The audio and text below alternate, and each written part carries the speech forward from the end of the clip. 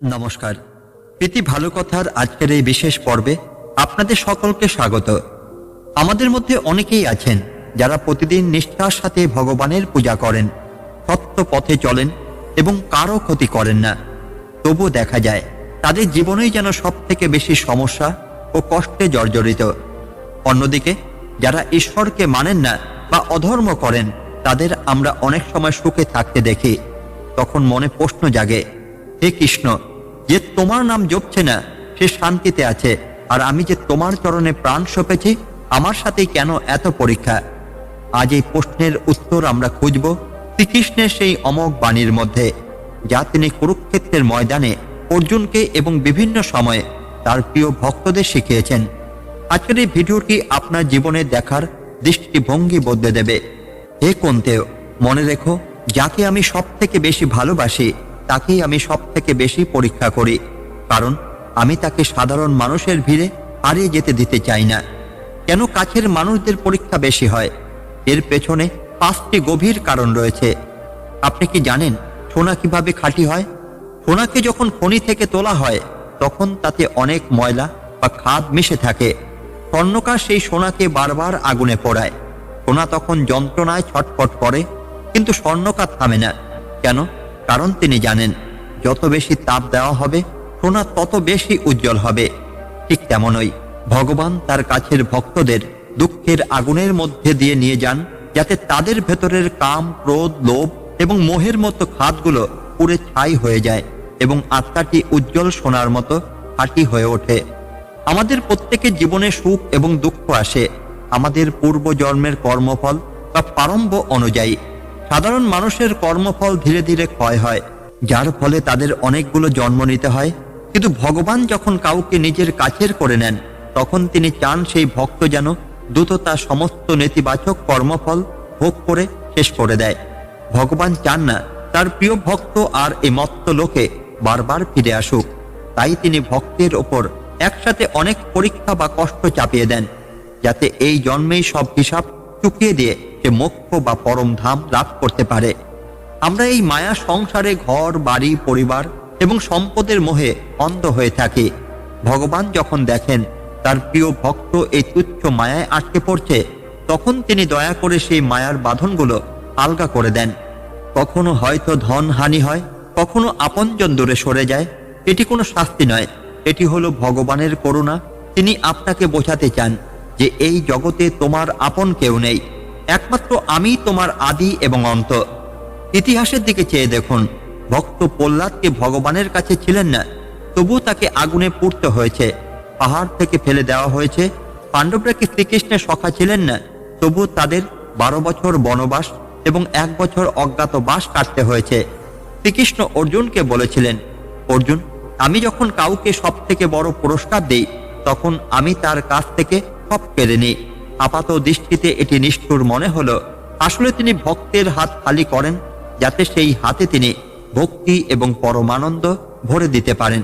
পূর্ণ পাত্রে যেমন নতুন কিছু রাখা যায় না, তেমনই বিষয় বাসনায় পূর্ণ হৃদয়ে ভগবান বসতে পারেন না। মাত্রা স্পর্শাস্তু কন্তেও শীতস্ন সুখ দুঃখদা আগম পাইন হনিত্যা তাত্ত্বিতীক্ষ ভারত। হে কুন্তি পুত্র, ইন্দ্রিয়ের সাথে বিষয় সংযোগের ফলেই সুখ ও দুঃখের উদয় হয় এবং সেগুলো শীত ও গ্রীষ্মের ঋতুর মতোই আসা যাওয়া করে। সেগুলো অনিত্য বা স্থায়ী নয়। তাই হে ভারতবাসী, সেগুলোকে ধৈর্যের সাথে সহ্য করতে শেখো। ভগবান আমাদের দুঃখ দূর করার চেয়ে বেশি গুরুত্ব দেন আমাদের ধৈর্য বাড়ানোর ওপর।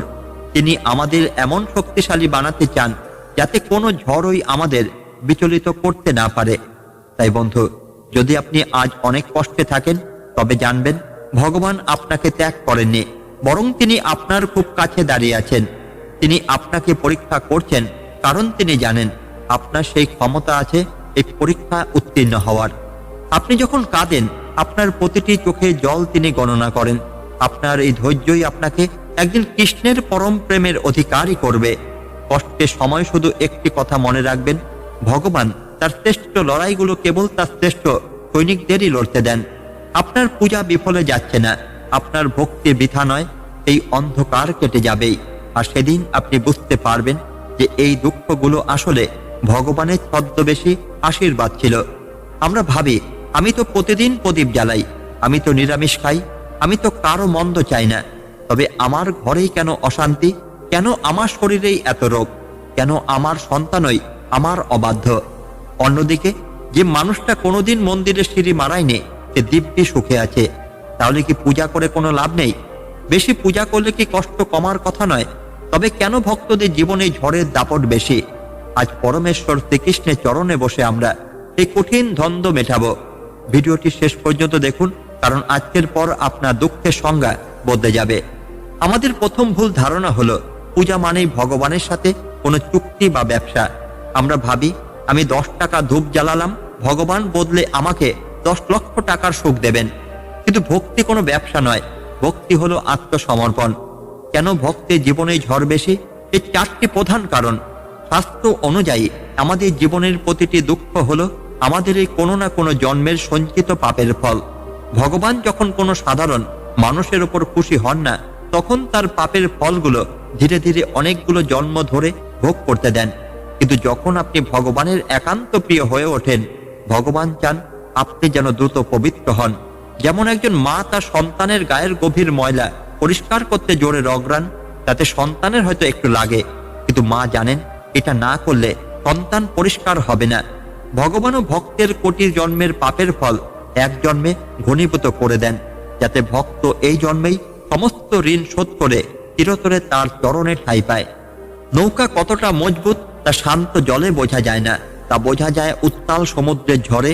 ভগবান দেখতে চান আপনি কি কেবল সুখের ভগবানকে ভালোবাসেন, নাকি আপনি ভগবানকে ভালোবাসেন।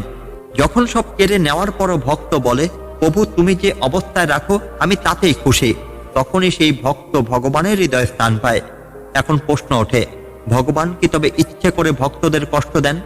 দয়ালু পরমেশ্বরকে নিষ্ঠুর হতে পারেন? এর উত্তর হলো না, কৃষ্ণ নিষ্ঠুর নন, তিনি একজন দক্ষ শিক্ষক। কষ্টের মধ্যে লুকিয়ে থাকে তার 5টি বিশেষ শিক্ষা। আমরা যখন সব কাজে সফল হই, তখন ভাবি সব আমি করছি। কষ্ট যখন আমাদের সমস্ত দম্ভ চূর্ণ করে দেয়, তখন আমরা অসহায় হয়ে বলি, হে কৃষ্ণ আমি কিছুই নই, যা করার তুমিই করো। এই আত্মসমর্পণই হলো ভক্তির চরম শিখর। সুখের সময় মনে হয় এই পৃথিবীটাই চিরস্থায়ী, কিন্তু দুঃখ এসে আমাদের মনে করিয়ে দেয়, এ পথিক এখানে তোমার আপন কেউ নেই। কষ্টই আমাদের চোখ খুলে দেয়, যাতে আমরা মিথ্যে মায়ার পেছনে না ছুটে শাশ্বত সত্যের সন্ধান করি। সোনার মতো খাঁটি হতে গেলে আগুনের তাপ সইতে হয়। কৃষ্ণ শিখিয়েছেন, যারা সুখে অতি আনন্দিত হয় না এবং দুঃখে বিচলিত হয় না, তারাই প্রকৃত জ্ঞানী। কষ্ট আমাদের সেই মানসিক শক্তি দান করে। শ্রীকৃষ্ণ বললেন, হে কুন্তেয়, তুমি যাকে দুঃখ বলছো আমি তাকে আশীর্বাদ বলছি, কারণ দুঃখই তোমাকে আমার কথা মনে করাবে। সুখে তো আমাকে সবাই ভুলে থাকে। পাণ্ডবদের চেয়ে কৃষ্ণের প্রিয় আর কে ছিল? স্বয়ং ভগবান যা সারথি, এই অর্জুনকে কেন বনে বনে ঘুরতে হলো? কেন দ্রৌপদীর মতো মহিয়সী নারীকে অপমানিত হতে হলো? এর উত্তর দিয়েছিলেন মাতা কুন্তী। যুদ্ধের শেষে কৃষ্ণ যখন কুন্তীকে বর দিতে চাইলেন, কুন্তী বললেন, হে কৃষ্ণ আমায় শুধু বিপদ দাও, কারণ সম্পদে তুমি দূরে চলে যাও, আর বিপদেই তোমাকে সব থেকে বেশি কাছে পাওয়া যায়। ভক্তের জীবনে ঝড় বেশি আসে, কারণ ভগবান সেই ঝড়ের মাঝে ভক্তের হাত শক্ত করে ধরে থাকতে চান। তাই বন্ধুরা, যদি আপনার ভক্তি সত্ত্বেও আপনার জীবনে ঝড় থামছে না, তবে জানবেন আপনি ভগবানের স্পেশাল লিস্টে আছেন। পূজা করলে কষ্ট কমে না, পূজা করলে কষ্টকে জয় করার শক্তি পাওয়া যায়। ভক্তি আপনাকে দুঃখ থেকে মুক্তি দেবে না, ভক্তি আপনাকে দুঃখের ঊর্ধ্বে নিয়ে যাবে। আপনার চোখের প্রতিটি ফোঁটা তিনি নিজের আঁচলে মুছে নিচ্ছেন। ধৈর্য ধরুন, কারণ যার সারথি স্বয়ং কৃষ্ণ, তার পরাজয় অসম্ভব। বিশ্বাস রাখুন, আপনার এই অন্ধকার কেটে যাবেই, আর সেদিন আপনি বুঝতে পারবেন যে এই দুঃখগুলো আসলে ভগবানের ছদ্মবেশী আশীর্বাদ ছিল। আমরা যখন যন্ত্রণায় থাকি, তখন আকাশ পানে চেয়ে বলি, প্রভু তুমি এত নিষ্ঠুর কেন? তুমি কেন আমাকে এই দুঃখ দিলে? কিন্তু শাস্ত্র বলে, ভগবান কাউকে দুঃখ দেন না, তিনি কেবল আমাদের কর্মফল আমাদের সামনে উপস্থাপন করেন। তবে হ্যাঁ, একজন সাধারণ মানুষ এবং একজন ভক্তের কষ্টের মধ্যে পার্থক্য আছে। সাধারণ মানুষের কষ্ট হলো কেবলই ভোগ, আর ভক্তের কষ্ট হলো ভগবানের দেওয়া প্রশিক্ষণ। ভগবান যখন দেখেন তার ভক্ত আধ্যাত্মিক পথে এগোতে গিয়ে কোনো মায়ার জালে আটকে যাচ্ছে, তখন তিনি সেই জালের ওপর জোর দেন। এটি কষ্ট নয়, এটি হলো এক পরম পিতার তার সন্তানকে সঠিক পথে ফেরানোর আকুল প্রচেষ্টা। শ্রীকৃষ্ণ অর্জুনকে শিখিয়েছিলেন যে মানুষের সব থেকে বড় শত্রু হলো তার অহংকার। আমরা যখন সব কাজে সফল হই তখন ভাবি সব আমি করছি। এই আমি ভাব আমাদের ভগবানের থেকে দূরে সরিয়ে দেয়। কষ্ট যখন আমাদের সমস্ত দম্ভ চূর্ণ করে দেয় তখন আমরা অসহায় হয়ে বলি, হে কৃষ্ণ, আমি কিছুই নই, যা করার তুমিই করো। এই আত্মসমর্পণই হলো ভক্তির চরম শিখর। ভগবান আপনাকে কষ্ট দিয়ে আসলে আপনার ভেতরে সেই বিষাক্ত অহংকারটিকে মারতে চান। সুখের সময় মনে হয় এই পৃথিবীটাই চিরস্থায়ী, কিন্তু দুঃখ এসে আমাদের মনে করিয়ে দেয়, এ পথিক, এখানে তোমার আপন কেউই নেই। কষ্টের মাধ্যমে কৃষ্ণ আমাদের শেখান যে এই শরীর, এই সম্পর্ক, এই সম্পদ সবই অনিত্য। একমাত্র সত্য হলেন তিনি নিজে। কষ্টই আমাদের চোখ খুলে দেয় যাতে আমরা মিথ্যে মায়ার পেছনে না ছুটে শাশ্বত সত্যের সন্ধান করি। সোনার মতো খাঁটি হতে গেলে আগুনের তাপ সইতে হয়। ভগবান তার শ্রেষ্ঠ ভক্তদের কঠিন সময়ের মধ্যে দিয়ে নিয়ে গিয়ে তাদের ধৈর্য পরীক্ষা করেন। তিনি চান আপনি যেন এমন এক পাথরের মতো হন যাকে কোনো ঝড়ের ঝাপটা নড়াতে পারবে না। কষ্টের মধ্যে স্থিতধি থাকাই হলো প্রকৃত যোগ। কৃষ্ণ শিখিয়েছেন, যারা সুখে আনন্দিত হয় না এবং দুঃখে বিচলিত হয় না তারাই প্রকৃত জ্ঞানী। যদি সব চাওয়ার সাথে সাথে ভগবান দিয়ে দিতেন তবে লোকে ভগবানকে নয়, তার দেওয়া উপহারগুলোকে ভালোবাসত। ভগবান মাঝে মধ্যে দূরে সরে গিয়ে বা ভক্তের জীবনে ঝড় পাঠিয়ে দেখেন, ভক্ত কি তাকে কিছুর বিনিময়ে ডাকছে নাকি তাকে ভালোবেসে বলে ডাকছে। এই দূরত্বই ভক্তিকে আরো গভীর ও পবিত্র করে তোলে। নিজে দহন না হলে অন্যের জ্বালা বোঝা যায় না। ভগবান তার ভক্তদের কষ্ট দিয়ে তাদের হৃদয়কে কোমল করেন। যিনি নিজে অভাব দেখেছেন তিনি অভাবেই যন্ত্রণা বোঝেন। ভগবান চান তার ভক্তরা যেন জগতের কল্যাণে নিয়োজিত হয়, আর তার জন্য প্রয়োজন অন্যের প্রতি অসীম করুণা। এই করুণাই কষ্টের মধ্য দিয়ে অর্জিত হয়। মনে করে দেখুন ভক্ত বিদুরের কথা। রাজপ্রাসাদে সুস্বাদু খাবার ত্যাগ করে তিনি সাধারণ শাক অন্ন খেয়েও ধন্য হয়েছিলেন। তিনি বুঝেছিলেন কৃষ্ণের সান্নিধ্যই আসল সুখ। আবার মাতা কুন্তী কেন বিপদ চেয়েছিলেন? কারণ বিপদের অন্ধকারেই কৃষ্ণের রূপ সব থেকে উজ্জ্বল দেখায়। কৃষ্ণ ভগবান ভক্তকে কষ্ট দেন না, তিনি ভক্তের হাত ধরে আগুনের ওপর দিয়ে নিয়ে যান, যাতে ভক্ত বুঝতে পারে আগুনের উত্তাপে চেয়েও তার হাতের পরশ অনেক বেশি শীতল ও আরামদায়ক। তাই হে ভক্ত, আজ যদি আপনার চোখ দিয়ে জল পড়ে তবে জানবেন সেই জলের প্রতিটি ফোঁটায় আপনার জন্ম জন্মান্তরের পাপ ধুয়ে যাচ্ছে। কৃষ্ণ আপনাকে কষ্ট দিচ্ছেন না, তিনি আপনাকে গড়ছেন। তিনি আপনাকে প্রস্তুত করছেন কোনো বড় কাজের জন্য, কোনো মহৎ সত্যের জন্য। যাদের তিনি নিজের থেকে দূরে রাখতে চান তাদের তিনি প্রচুর ধন সম্পদ ও বিলাসিতা দিয়ে মায়ার ঘোরে ডুবিয়ে রাখেন। আর যাদের তিনি নিজের বাহু বন্ধনে রাখতে চান তাদের তিনি বারবার ধাক্কা দিয়ে মনে করিয়ে দেন, হে প্রিয়, এই জগৎ তোমার নয়, তুমি আমার, এসো আমার চরণে আশ্রয় নাও। আসলে কৃষ্ণ আমাদের হাত ধরে আগুনের উপর দিয়ে নিয়ে যান যাতে আমরা বুঝতে পারি আগুনের উত্তাপের চেয়েও তার হাতের পরশ অনেক বেশি শীতল। কিন্তু তবুও মনের এক কোণে প্রশ্ন জেগে থাকে, প্রভু, শিক্ষা না হয় বুঝলাম, কিন্তু ভালো মানুষগুলোই কেন বারবার প্রতারিত হয়? যারা সরল, যারা ভক্ত, তাদের বুকেই কেন বারবার আঘাত লাগে? চলুন ভিডিওর এই অন্তিম ও সব থেকে গুরুত্বপূর্ণ অংশে আমরা জেনে নিই এই বিষয়ে শ্রীমদ্ ভগবত গীতা ঠিক কি বলে। গীতায় ভগবান শ্রীকৃষ্ণ একটি অদ্ভুত কিন্তু অমোঘ সত্য বলছেন। তিনি বলছেন এই জগৎ হলো একটি আয়নার মতো, কিন্তু অনেক সময় ভালো মানুষরা কেন আঘাত পায়? তার পেছনে লুকিয়ে আছে প্রকৃতির বিশেষ নির্বাচন। ভগবান গীতায় বলছেন, অসংশয়ং মহাবাহ মনোদুর্নিগ্রহং চলম। আমরা ভালো মানুষেরা অনেক সময় মানুষের ওপর অতি ভরসা করি এবং মায়ায় জড়িয়ে পড়ি। ভগবান চান না তার প্রিয় ভক্ত কোনো মরণশীল মানুষের ওপর অতি নির্ভরশীল হোক। তাই যখন সেই প্রিয় মানুষটি আমাদের আঘাত দেয় তখন আসলে ভগবান আমাদের শেখান যে সংসারে কেউ তোমার নয়, একমাত্র আমি তোমার অবিনশ্বর বন্ধু। এই আঘাত আসলে মোহভঙ্গের ওষুধ। একটি সাধারণ পাথরকে কেউ আঘাত করে না, কিন্তু একটি হীরাকে বারবার ঘষা হয় তাকে উজ্জ্বল করার জন্য। ভালো মানুষ এবং ভক্তরা হলো ভগবানের সেই হীরা। তাদের সহ্য শক্তি এবং ক্ষমা করার ক্ষমতা সাধারণ মানুষের চেয়ে অনেক বেশি। তাই প্রকৃতি তাদের বারবার আঘাত দিয়ে পরীক্ষা করে দেখে যে তাদের ভালো মানুষই কি কেবল সুদিনের জন্য, নাকি দুর্দিনেও তারা তাদের সততা ধরে রাখতে পারে। হে অর্জুন, কর্মের গতি অতি গহন, গহনা কর্মণ্য গতি। আমি কারোর কর্মফলে হস্তক্ষেপ করি না, কিন্তু যে ভক্ত আমার শরণাগত হয় আমি তাকে আঘাত থেকে বাঁচাই না, বরং আঘাত সহ্য করার বর্ম হয়ে তার সামনে দাঁড়াই। ভালো মানুষরা আঘাত পায় কারণ তারা অন্যকে আঘাত দিতে জানে না, আর এই গুণটি তাদের ভগবানের সব থেকে কাছে নিয়ে যায়। গীতায় বলা হয়েছে, যারা অপমানে বিচলিত হয় না এবং শত্রুর প্রতিও করুণা রাখে তারাই প্রকৃত স্থিতপ্রজ্ঞ। আঘাত পাওয়াটা আপনার দুর্বলতা নয়, আঘাত পেয়েও ভালো থাকাটাই আপনার সব থেকে বড় আধ্যাত্মিক বিজয়। মনে রাখবেন, যারা আপনাকে আঘাত দিচ্ছে তারা আসলে আপনার পাপের বোঝা নিজেদের কাঁধে তুলে নিচ্ছে, আর আপনি সেই আঘাত সহ্য করে নিজের আত্মা শুদ্ধিকরণ করছেন। শ্রীকৃষ্ণ বলছেন, যদ যদ বিভূতিমৎ সত্যং তিমদূর্জিতমেব বা তত্ত্বদেবাবগচ্ছত্যং মম তেজহংস সম্ভবম। যেখানে বিভূতি, ফি এবং তেজ আছে জানবে তা আমারই অংশ। ভালো মানুষদের সেই সহ্য করা তেজ কৃষ্ণেরই অংশ। আঘাতের পর যখন একজন ভক্ত শান্ত হয়ে কৃষ্ণের কাছে বিচার ছেড়ে দেয়, তখনই স্বয়ং ভগবান সেই বিচারের ভার তুলে নেন, আর ভগবানের বিচারের হাত থেকে কেউই নিস্তার পায় না। তাই বন্ধুরা, আজকের পুরো আলোচনা নির্যাস হলো, বেশি পূজা করলে বা ভালো মানুষ হলে কষ্ট কমে না, বরং কষ্টকে দেখার দৃষ্টিভঙ্গি বদলে যায়। ভালো মানুষরা বারবার আঘাত পায় কারণ ভগবান তাদের হৃদয়ে রাজত্ব করতে চান, আর ভাঙা হৃদয়ে ভগবান সব থেকে ভালোবাসতে পারেন। আপনার এই চোখের জল, এই একাকিত্ব এবং এই আঘাতগুলো বৃথা নয়, এগুলো হলো কৃষ্ণের সেই গভীর আলিঙ্গন যা আপনাকে এই মর্ত্যের ধুলোবালি থেকে মুক্ত করে তার চরণে নিয়ে যাচ্ছে। হতাশ হবেন না, কারণ যে কৃষ্ণের চরণে আশ্রয় নিয়েছে সারা পৃথিবী তাকে আঘাত দিল, তার আত্মার শান্তি কেউ কেড়ে নিতে পারবে না।